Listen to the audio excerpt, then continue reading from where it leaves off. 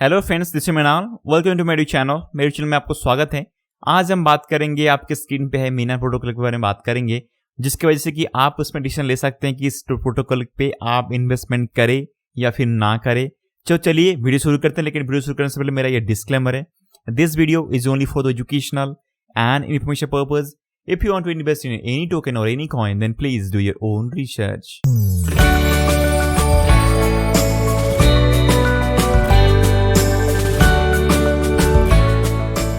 तो friends, Mina protocol, इसमें सबसे बड़ा खासियत क्या है जो कि इतना नाम कमाया है या फिर आपको इस प्रोटोकॉल पे आने के लिए मजबूर कर रहा है? तो सबसे बड़ा खासियत यह है कि ये this is the world's lightest blockchain, यानी सबसे हल्की ब्लॉकचेन। क्या इसका मतलब क्या है? अगर इसका मतलब समझेंगे तो चलते पहले बीटीसी को थोड़ा समझते हैं। बीटीसी का जो ब्लॉक्स होता है, इसमें क्या होता क्या है? इसमें रहता है ट्रांजैक्शन हिस्ट्री या फिर ट्रांजैक्शन डेटा। और एक बीटीसी का जो ब्लॉक्स रहता है, इस ब्लॉक की जो साइज है वो है 1 MB। और इसको रन कौन करता है? माइनर। यानी जो माइनर होते हैं यही हेल्प करते हैं बीटीसी के ब्लॉक्स को क्रिएट करने के लिए। ठीक है। और आपको पता होगा, जो बीटीसी का जो ब्लॉक्स होता है वो हर 10 मिनट में एक नया ब्लॉक बनता है। और इसको स्टोर कौन करता है? नोड। जो नोड को रन करता है उन्हीं के पास ही स्टोरेज कैपेसिटी रहता है कि पूरा ब्लॉकचेन को स्टोर करते हैं। तो अगर आपको थोड़ा सा नॉलेज हो, पता है आज के डेट पे टोटल बीटीसी का जो ब्लॉकचेन बना है, उसी ब्लॉकचेन की जो टोटल साइज है वो है 350 GB तक करीब करीब हो चुका है। यानी लोग सोच रहे हुए हैं कि फ्यूचर में बीटीसी का जो ब्लॉकचेन की जो साइज है वो धीरे धीरे बढ़ता रहेगा। और ऐसा बढ़ता रहेगा तो ऐसा एक दिन आ जाएगा कि जहां पे ये माइनर या फिर नोड को रन करने वाले जो लोग रहेंगे वो बहुत ही कम पीपल रहेंगे। यानी बहुत कम लोग रहेंगे, क्योंकि ये नॉर्मल लोग तो इसको रन ही नहीं कर पाएंगे, क्योंकि इतना स्टोरेज कैपेसिटी तो किसी नॉर्मल इंसान के पास रहेगा नहीं। मेरे लैपटॉप पे स्टोरेज कितना है? मात्र 350 GB या फिर 500 GB या फिर 1 TB। लेकिन एक ऐसा दिन आ जाएगा जहां पे कि नोड रन करने वाले, नोड को स्टोर करने वाले जो लोग रहेंगे, इसके साइज बहुत बढ़ता रहेगा। तो ये बहुत गिने चुने जो हार्डवेयर लोग रहेंगे, जो जिनके पास स्टोरेज कैपेसिटी है, वही रन कर पाएंगे। तो उसकी वजह से क्या होगा, जो डिसेंट्रलाइज फैक्टर जो है वो कम हो जाएगा, क्योंकि बहुत गिने चुने लोगों के पास ही रहेगा। और इसकी वजह से क्या हो जाएगा, जो ब्लॉकचेन है उस पर अटैक्स हो सकता है, उसमें वल्नरेबिलिटी जा सकता है। तो ये दिक्कतें आ सकता है, जिसको सॉल्यूशन देने के लिए अपना बना मीना प्रोटोकॉल। तो मीना प्रोटोकॉल जब बना, पहले उनका जो एक लैब था, जो एक सॉफ्टवेयर कंपनी है, जो है O1 लैब, जो कि एक सॉफ्टवेयर कंपनी है, जो कि 2017 में बना था। और उन्होंने एक प्रोटोकॉल बनाया जो कि कोडा प्रोटोकॉल। बाद में उसका रीनेम किया, उसका नाम दिया मीना प्रोटोकॉल, और ये 2020 सितंबर को बना। ठीक है। और ये सबसे बहुत बड़ी चीज है, उसको सपोर्ट करने वाले बहुत सारे वेंचर है जिन्होंने उनको पैसा दिया है उस प्रोटोकॉल को बनाने के लिए जो खर्चा आता है। तो सबसे बहुत बड़ी जो वेंचर है वो है कॉइनबेस का उसका बहुत सपोर्ट है मीना प्रोटोकॉल को। लेकिन मीना प्रोटोकॉल में ऐसा क्या है, क्या वो कैसे उसने लाइटेस्ट ब्लॉकचेन बना लिया? उसके पास एक टेक्नोलॉजी है जिसको बोलते हैं जेके स्नार्क या फिर जीरो नॉलेज टेक्नोलॉजी जिसको बोलते हैं। इसकी वजह से मीना प्रोटोकॉल का क्या हुआ, इसकी वजह से क्या हुआ आपको समझने के लिए बताऊं। जो मीना प्रोटोकॉल जो ब्लॉकचेन बनेगा या फिर बन रहा है, उसकी टोटल जो साइज है, ये टोटल साइज 22 KB से ऊपर नहीं जाएगा। उसका लिमिट है, कैप है। जितना भी आप ब्लॉकचेन को बना लो, जितना साल चला जाए, ब्लॉक्स बनता ही रह जाएगा। लेकिन उसकी ब्लॉकचेन की लिमिट जो होता है, साइज लिमिट, ओनली 22 KB। आप तो परेशान हो गए हो, आप देख के शॉक हो गए हो, कैसे? तो चलते आपको थोड़ा सा समझाता हूं।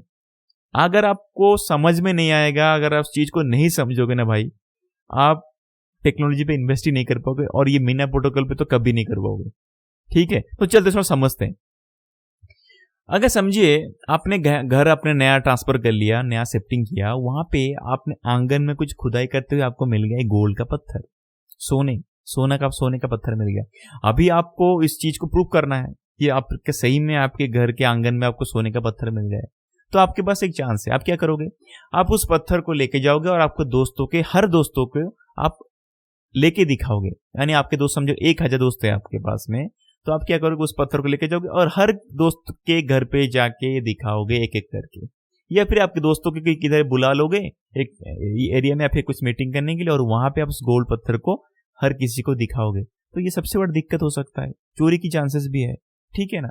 तो आपने एक नया तर्क निकाला, आपने क्या किया, उसका एक फोटो ले लिया, एक फोटो लेके उसका फ्रेम बना लिया, फोटो लेके अपने घर के आंगन में उसकी फोटो ले लिया, यानी घर भी आ रहा है उसके अंदर, तो आप जाके उस फोटो को दिखा दिए, तो उसकी वजह से क्या होगा, आपको पत्थर उठाना नहीं पड़ा, पूरा जो पत्थर की जो वजन था, जो साइज था, वो आपको उसका वेट ही नहीं उठाना पड़ा, बस आपको पन्ना था, फोटो लेके चले गए मोबाइल पे खींच के और आपके दोस्तों को दिखा दिया, देख मेरे घर के आंगन में मिला है, तो ये प्रूफ हो गया, यानी इसको बोलते हैं जीरो नॉलेज प्रूफ, ठीक है ना। तो ये क्या करता है, एक तरह का फोटो खींचता है जिसकी वजह से उसका साइज नहीं बढ़ता है, ठीक है ना। और अगर समझिए आपने क्या किया, आपके घर का अभी तक घर में आपको मिल गया गोल्ड का पत्थर, आपने क्या किया, थोड़ा सा और खुदाई किया, तो आपको वहां पे मिला डायमंड। तो ये डायमंड को भी आपको प्रूव करना है कि आपने घर के आंगन में मिला, तो आपने क्या किया, उसका फोटो ले लिया, लेकिन ये तो फोटो तो ले लिया, लेकिन यहाँ पे क्या हो रहा है ना, जो गोल्ड के पत्थर के सामने डायमंड का जो पत्थर है ना, ये बहुत ही छोटा हो गया, तो ये प्रूफ करने के लिए थोड़ा सा तकलीफ आ गया आपने, तो आपके पास और एक तकलीफ आ गया, आपने क्या किया, गोल्ड का एक फोटो ले लिया, बाद में एक डायमंड का फोटो ले लिया, बाद में ये दोनों फोटो को एक ही जगह पे रख के उसका एक फोटो और एक ले लिया, तो ये हो गया। तो ऐसे ही जो ब्लॉकचेन रहता है, जो कि मेना प्रोटोकॉल यूज करता है, जो कि जीरो नॉलेज, जिसमें कि आपका जो डेटा रहता है ना, उसकी कंजप्शन बहुत कम होता है, डेटा का साइज ज्यादा बढ़ता है नहीं, एक ही फोटो फ्रेम में ये फोटो, यानी एक तरह का proof of proof of proof, इसी को बोलते हैं जीरो नॉलेज प्रूफ, ओके, जिसमें कि आपका जो डेटा ज्यादा लंबा नहीं होता है। और अगर आपको थोड़ा सा आगे चलते हैं, इसमें एक्चुअली में काम क्या होता है रियलिटी में, इसमें 3 तरह का पार्टिसिपेंट है, एक तो है वेरीफायर, जैसे कि आपको पता है बिटकॉइन में जो माइनिंग होता है वहां पे माइनर रहते हैं और एक नोड रहते हैं, तो वैसे ही वेरीफायर का जो काम है वो मेना प्रोटोकॉल में वो है as like node in BTC blockchain. तो नोड का काम क्या रहता है, नोड का काम ऐसा है, वो डेटा को स्टोरेज करता है, आपको बताया मैंने, टोटल ब्लॉकचेन को स्टोरेज करने का काम रहता है नोड का, तो वेरीफायर का काम वही है, स्टोर करता है, ठीक है। तो और एक रहता है ब्लॉकचेन प्रोड्यूसर, यानी ये इसका काम क्या है, ये है एक तरह का माइनर, जैसे कि आपको पता होगा माइनिंग का काम क्या रहता है, ब्लॉक को क्रिएट करना, तो ये भी वही करता है, ब्लॉक को क्रिएट करता है। और एक लोग रहते हैं जिसका नाम है स्नार्कर, उसको बोलते हैं फोटोग्राफर, जो कि स्नैप लेता है, यानी आप जो ब्लॉक्स में जो ट्रांजैक्शन करते हो वही ट्रांजैक्शन का जो फोटो माइनर लेता है किससे, स्नार्कर का हेल्प लेके, और माइनर फोटो लेने के बाद में उसको भेजता है नोड के पास में, भाई मैंने ये ट्रांजैक्शन को प्रूव कर लिया, आप उसको वेरीफाई करो, तो वेरीफाई करने के बाद में ये ट्रांजैक्शन को कंप्लीट करते हैं, ऐसा होता है टेक्नोलॉजी, ओके। तो अभी चलते हैं, आप उसको समझते हैं कि एक्चुअली इस टेक्नोलॉजी को यूज करके मेना प्रोटोकॉल में क्या क्या डिसेंट्रल एप्लीकेशन बन सकता है। तो एक है क्रेडिट स्कोर बेस्ड डिसेंट्रल एप्लीकेशन, समझो कोई एक एप्लीकेशन है जो कि डिसेंट्रल एप्लीकेशन है, जहां पे कि आपको कुछ डिफरेंट टाइप्स ऑफ बेनिफिट्स मिलता है अगर आपका CIBIL score, credit score high है, तो वहां पे आप उसी डिसेंट एप्लीकेशन को आप यूज कर सकते हो without revealing your identity, without revealing your credit score. कितना बहुत बढ़िया चीज है। और यही टेक्नोलॉजी को यूज करते हुए मेना प्रोटोकॉल पे ऑलरेडी एक टेलर करके एक एप्लीकेशन बन चुका है, जो कि एक डिसेंट एप्लीकेशन है, यानी ये कहता है कि हम है लेंडिंग बाय टेलर, यानी ये टेलर है एक तरह का एप्लीकेशन जो कि पर्सनल लोन या फिर अनसिक्योर लोन वगैरह देता है, और ये यूज करता है प्राइवेसी बाय मीना, यानी lending by Taylor and privacy by Mina, यानी आपकी कोई भी आइडेंटिटी को शो ना करते हुए टेलर आपके क्रेडिट स्कोर को वेरीफाई कर लेता है और ये आपको लोन भी दे सकता है। तो ये चीज चलता है। देखो मैं आपको पहले ही बता के रखा है, एक्सेस नेटवर्क जो कि प्राइवेसी नेटवर्क के बारे में ऑलरेडी सोच के रखा है, आज के डेट पे प्राइवेसी पे बात हो रहा है, ठीक है, थोड़ा सा नोट डाउन करके रखिएगा, आपको आएगा सोचने के लिए। तो और एक चीज है, ईमेल बेस्ड कोई एप्लीकेशन हो जो कि डिसेंट एप्लीकेशन, और वहां पे एक्सेस करने के लिए आपको ईमेल आईडी को पुट करना पड़ेगा, लेकिन आप उस एप्लीकेशन को एक्सेस कर पाओगे without revealing your own email ID. तो ये जो काम है प्राइवेसी बेस्ड जो काम होता है, ये करने के लिए जेके जीरो नॉलेज प्रूफ की काम होता है, जो कि मीना प्रोटोकॉल यूज कर रहा है, इसीलिए मीना प्रोटोकॉल को थोड़ा सा लोग ज्यादा गौर से देख रहे हैं, ठीक है। और ये लाइट वेटेड ब्लॉकचेन है। और आगे चलते हैं, उसका टोकेनिम्स को समझते हैं। हमको चाहिए टोकेनिम्स, क्योंकि हमारा पैसा बढ़ना चाहिए, हमको प्रॉफिट चाहिए। आज के डेट पे उसका टोटल इनिशियल सप्लाई है 1 बिलियन। इनिशियल सप्लाई बोल के रख रहा हूं भाई, टोटल सप्लाई नहीं। यानी इसके अंदर इन्फ्लेशन है जो कि 12% ईयरली, यानी इसका इन्फ्लेशन चलता रहेगा अनलिमिटेड। ओके, लेकिन ये कह रहे हैं कि 2 साल के बाद उसकी जो इन्फ्लेशन रेट है वो कम होकर 7% हो जाएगा। और एक इसको थोड़ा सा और समझते हैं किसके पास कितना डिस्ट्रीब्यूशन है। तो ये है उनका डिस्ट्रीब्यूशन चार्ट। अगर हम देखेंगे यहाँ पे आईसीओ होल्डर और कम्युनिटी, यानी आप और हम जिन्होंने होल्डिंग करके रखा है, या फिर आईसीओ होल्डर जो भी पकड़ लीजिए, दोनों मिला के 42% का टोटल जो टोकन्स है ये कम्युनिटी के पास पड़ा है। और बाकी 58% जो है ना, ये private investor, Meena foundation, oven lab, founder team, total 58% उन्हीं के पास पड़ा हुआ है। और लेकिन इन्होंने एक चीज यूज किया, उन्होंने सेल्फ इन्फोर्स्ड लॉक, यानी इनके पास तो टोकन्स तो है लेकिन एक तरह का लॉकिंग करके रखा है उन्होंने, जो कि टाइम पीरियड के हिसाब से हर किसी के पास में अलग अलग टाइम के हिसाब से उनका टोकन्स मार्केट में आता रहेगा। तो अगर आपको लग रहा होगा कि मार्केट में 1 बिलियन टोकन्स है और आज के डेट पे जो प्राइस चल रहा है और उसी प्राइस पे अटक के बाद में पंपिंग हो सकता है, अगर आप सोच रहे होंगे भाई देखिए ये इन्फ्लेशन रेट हर साल 12% रहेगा। साथ ही साथ आप जो सोच रहे होंगे ये 1 बिलियन जो है सप्लाई, उसी में से आप देखोगे ना अभी के डेट पे ये जो सारे 50% जो टोटल टोकन्स है ना, ये मार्केट में भी नहीं है अभी, यानी ये मार्केट में ना हो के अभी इतना प्राइस चल रहा है। जो भी प्राइस होगा 0.72% रेट चल रहा है, $0.72 रेट चल रहा है आज के डेट पे। लेकिन ये जो प्राइसिंग चल रहा है, ये प्राइस अभी ये सारे लॉकिंग होने के बाद चल रहा है। इनका भी सप्लाई में आने की चांसेस है क्योंकि उन्होंने एक सेल्फ इन्फोर्स लॉक करके रखा है, ये भी मार्केट में आते रहेंगे। इनका भी जो टोकन्स है जो लॉकिंग करके रखा है ये भी आता रहेगा और साथ में इन्फ्लेशन भी आता रहेगा 12%। तो आपका जो टोकन्स जो सप्लाई वो बढ़ता रहेगा। तो प्राइस चांसेस है पंपिंग होने की जो है ना, वो थोड़ा सा आप सोचिएगा। अगर आप सोचेंगे कि इसका प्राइस पंप क्यों होने वाला है, तो चलते हैं पॉसिबिलिटीज फॉर पंपिंग का चांसेस अगर है तो एक है इसका करंट लो मार्केट कैप। अभी के डेट पे उसका मार्केट कैप थोड़ा कम है, जो कि रैंकिंग कर रहा है 79 पे कॉइन मार्केट कैप पे और $0.72 पे चल रहा है। ठीक है, तो मार्केट में अगर उसका मार्केट कैप बढ़े तो उसका प्राइसिंग बढ़ सकता है। ओके, नेक्स्ट क्या है, सपोर्ट बाय कॉइनबेस। आपको पता होगा कॉइनबेस वेंचर पे उन्होंने बना के रखा, तो कॉइनबेस का सपोर्ट है, तो बड़े बड़े जो वेंचर का उनका सपोर्ट है, तो थोड़ा सा इस हिसाब से ये पंपिंग वगैरह हो सकता है कि बड़े बड़े इसमें इन्वेस्टर आ सकते हैं। ओके, नेक्स्ट क्या है, VV interest in JK. Vitalik Buterin जो इथेरियम का फाउंडर है, वो जीरो नॉलेज पे बहुत ही उनका इंटरेस्ट है। और अगर आपको पता होगा रिसेंटली उन्होंने इथेरियम के साथ में मीना प्रोटोकॉल को ब्रिजिंग किया है, जिसके वजह से इथेरियम ब्लॉकचेन पे बना हुआ जो डिसेंट्रल एप्लीकेशन है वो जीके यानी जीरो नॉलेज प्रूफ टेक्नोलॉजी को यूज करते हुए, मीना प्रोटोकॉल को यूज करते हुए उसको इंप्लीमेंट करने वाले हैं। तो ये एक बहुत बड़ी चीज है। और आपको पता होगा जीरो नॉलेज प्रूफ पे बना होके एक डिसेंट एप्लीकेशन है जो कि टेलर है, आपको पहले बता के रखा हूं। तो इसमें पॉसिबिलिटीज है पंपिंग करने का।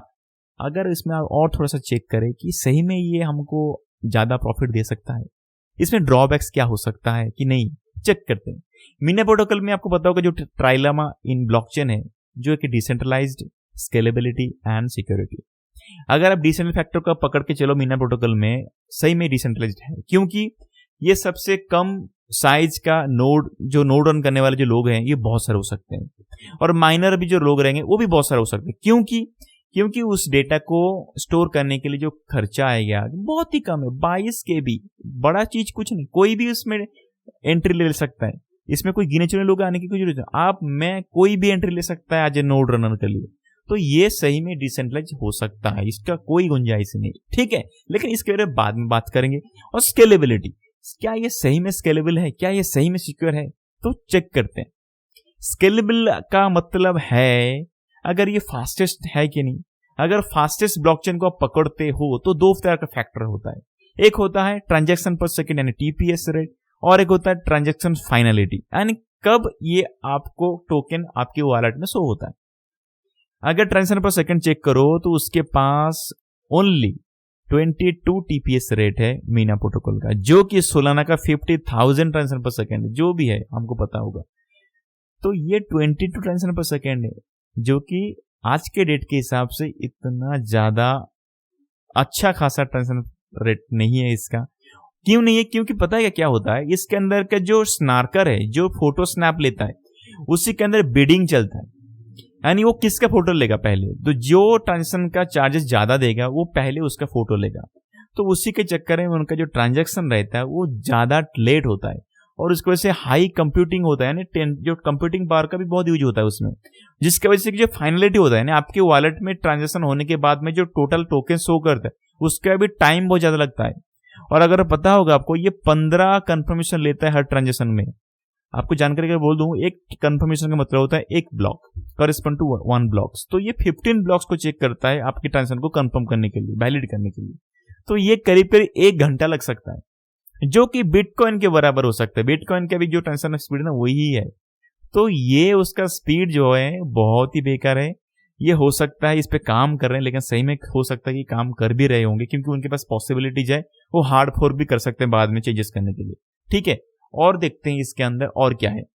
अगर आपको थोड़ा सा समझने के लिए बता दूं, यहाँ पे 2 तरह का चीज है। एक तो होता है वेरीफायर जो नोड रन करते हैं, यानी उनके पास में स्टोरेज रहता है डेटा, और एक ब्लॉक प्रोड्यूसर जो कि माइनिंग करता है। तो ब्लॉक प्रोड्यूसर होता है जो माइनर होता है, ये ब्लॉक को क्रिएट करते हैं, और ये क्या करते हैं, एक तरह का करंट स्टेट ऑफ ब्लॉकचेन का फोटो लेते हैं। यानी जिस टाइम में ट्रांजैक्शन होता है उस टाइम में उन्होंने एक स्नैप ले लिया विद हेल्प ऑफ स्नार्कर, और लेने के बाद में वो भेजते हैं किसको, नोड को स्टोर करने के लिए। तो नोड यानी जो वेरीफायर है, वेरीफायर क्या करता है, उसके पास में जो डेटा है वो है जीरो नॉलेज प्रूफ की डेटा, टोटल ब्लॉकचेन की डेटा नहीं है। ब्लॉक प्रोड्यूसर के पास में है करंट स्टेट का फोटो, वो ले लिया और वेरीफायर को दे दिया स्टोर करने के लिए जीरो नॉलेज प्रूफ की बेस पे।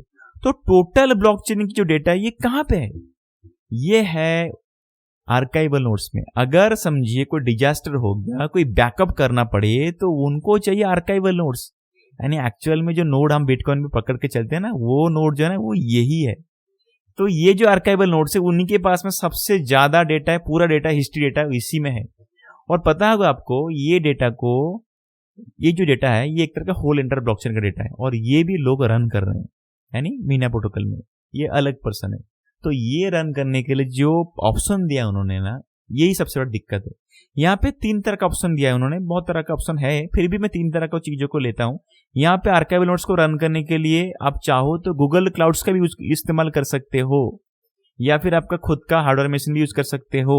अगर समझिए जितने सारे लोग आर्काइवल नोड्स को रन करेंगे, यानी जहाँ पे स्टोरेज डेटा रहेगा, उसमें से अगर 60 to 70% लोग अगर समझिए गूगल क्लाउड्स का इस्तेमाल कर लिए, तो गूगल क्लाउड्स तो डिसेंट्रलाइज स्टोरेज नहीं है, तो यहाँ पे सिक्योरिटी का इशू आ सकता है। ठीक है, तो चलिए आज मैंने पूरा का पूरा मीना प्रोटोकॉल्स के बारे में आपको डिटेल से बात कर लिया है। अगर आपको अच्छा लग रहा है तो आप इन्वेस्टमेंट कर सकते हो, डिसीजन आपके हाथ में है, क्योंकि ये थोड़ा सा कंफ्यूजन चीज ऐसा है, इसमें सपोर्टिंग फैक्टर बहुत ज्यादा है, और जो उन्होंने काम कर रहे हैं हो सकता है पॉसिबिलिटी है आगे जा सकता है, लेकिन हाँ इसमें अगर आपको पैसे डालने हैं आपकी मर्जी, थोड़ा सा डाल के रखिए। प्रॉफिट आपको थोड़ा सा लेट में मिल सकता है, क्योंकि इन्फ्लेशन रेट बहुत ज्यादा है, और इसमें जो खामियां या जो भी चीज है ये अगर चेंजेस करते हैं आगे जाके तो ही पॉसिबिलिटी है। लेकिन मुझे लगता है कि इसको तोड़ के कोई दूसरा नया प्रोजेक्ट आ सकता है। ठीक है, तो उसके लिए हम वेट करते हैं, देखते हैं। चलिए, thank you so much, all the best, take care, and अगर आपको अच्छा लगे तो लाइक एंड शेयर करिए एंड सब्सक्राइब जरूर करिएगा, एंड टेक केयर।